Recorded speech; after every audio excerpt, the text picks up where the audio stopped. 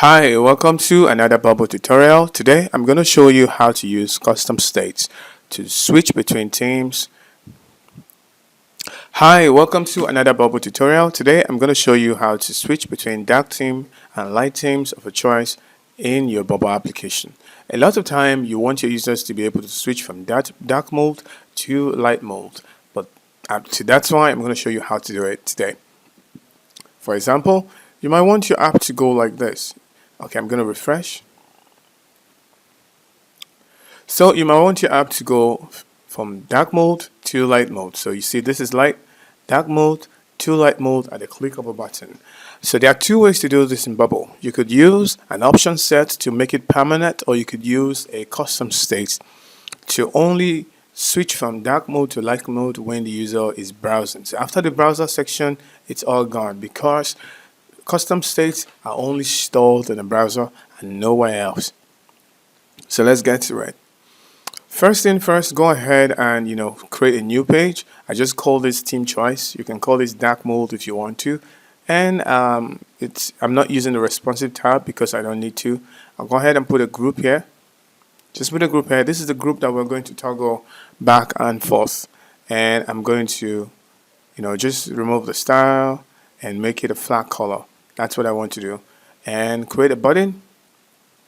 Just put a button here and call it moved. I just call the button here and say moved. That's what I'll call the button. You can go ahead and style this when you're building your application. So this is just a tutorial, so I'm not going to be focusing on the style a lot. And what I'll do, I'll click on this is my default group, my default background, my default page, and I'm going to go there and just click on this and add a custom state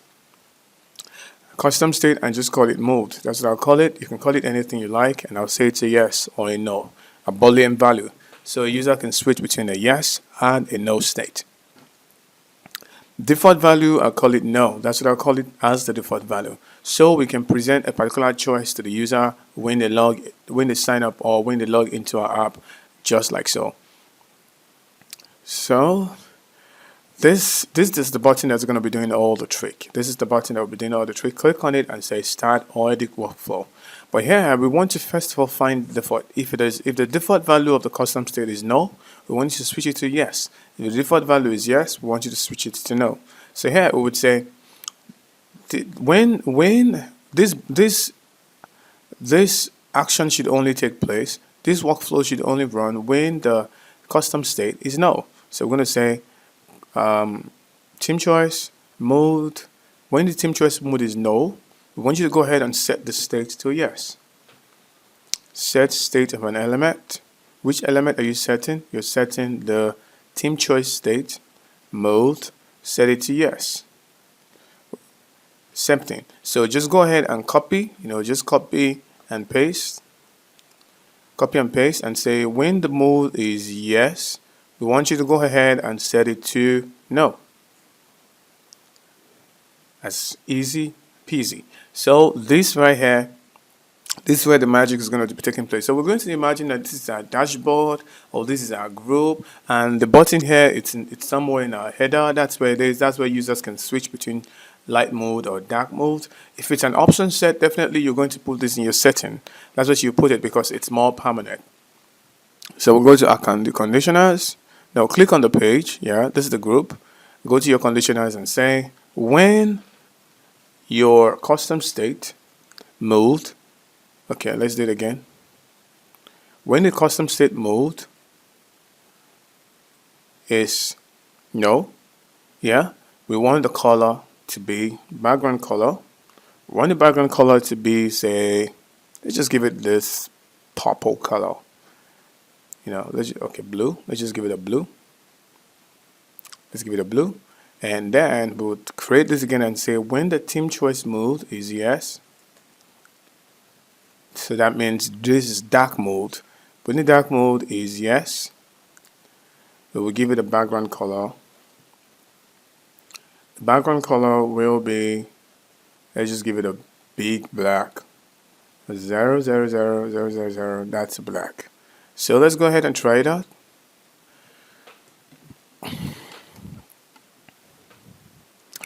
So this is the normal mode. The normal mode is no, so it is blue. So we'll click on it now. It's turning it to black. So it's changing the mode.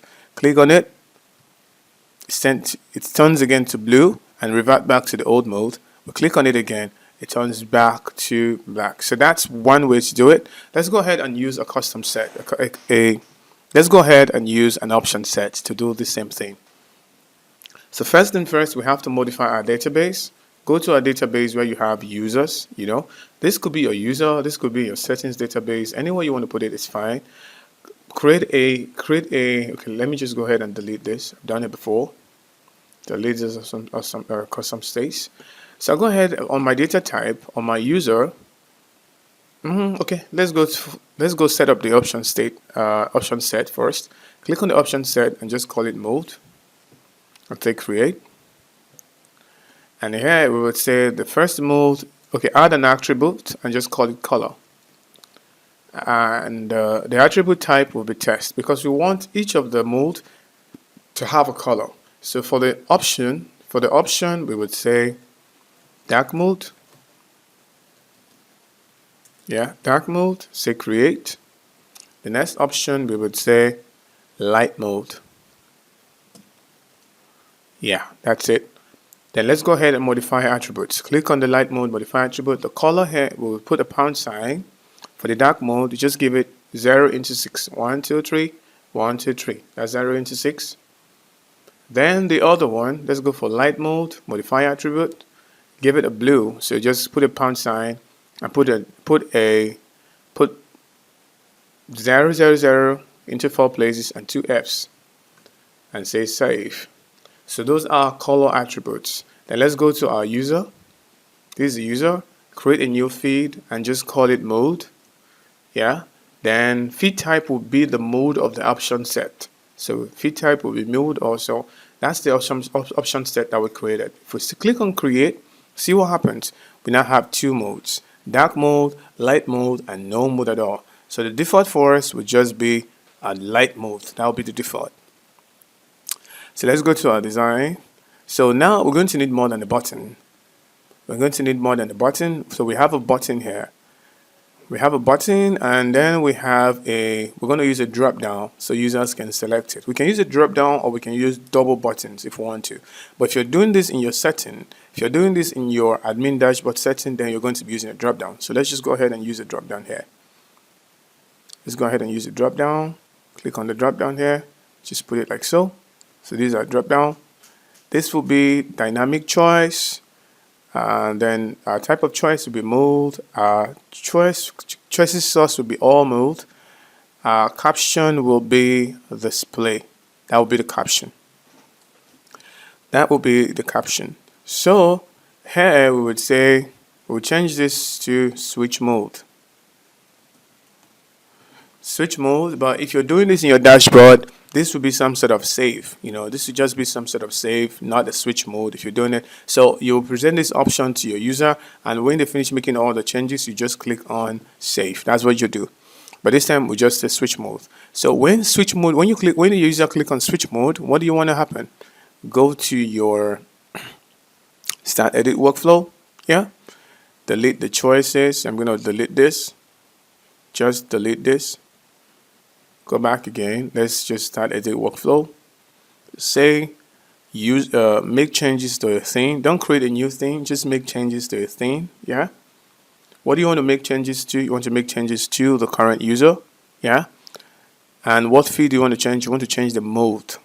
And what the mode will be equal to what? The drop down.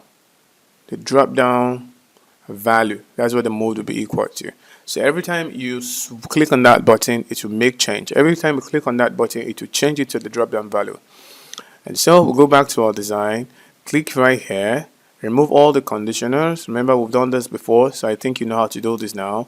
I'm just removing all the conditioners right there.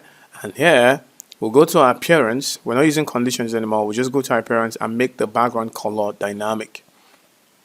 So where you have the color, we would say inside dynamic data. Inside dynamic data, the data will be equals to current user, mode, color, not mode display. Don't make that mistake. It's going to be the mode's attribute, not the mode's option. current user mode's color. So that's what it's going to be. So let's go ahead and try it out. Say preview, light mode, switch, dark mode, switch. See? So we're switching from one mode to another mode. This is still light mode. It's not switching. See, it's light mode, it's not switching. But we'll click on the dark mode, it turns to black. So if we go back to our database, let's go see our database. Let's go see our database. Remember, our database had nothing. So let's go back to our database. See what happens. App data. You can see it's dark mode, right? It's dark mode. Let's go switch it back to our light mode. Light mode, switch back. Yeah. We'll go back to our database, refresh. Refresh our database now. It should turn to light mode.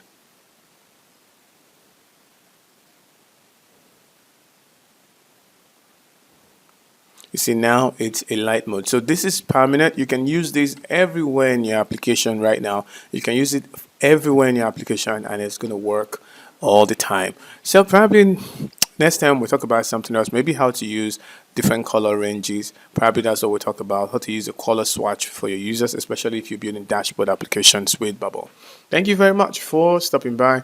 Really do appreciate. Don't forget to leave a thumbs up, so for the YouTube algorithm, so other persons can watch this tutorial and learn how to use that theme, how to switch between themes. Thank you so much. Don't forget to subscribe and also leave your questions in the comment section.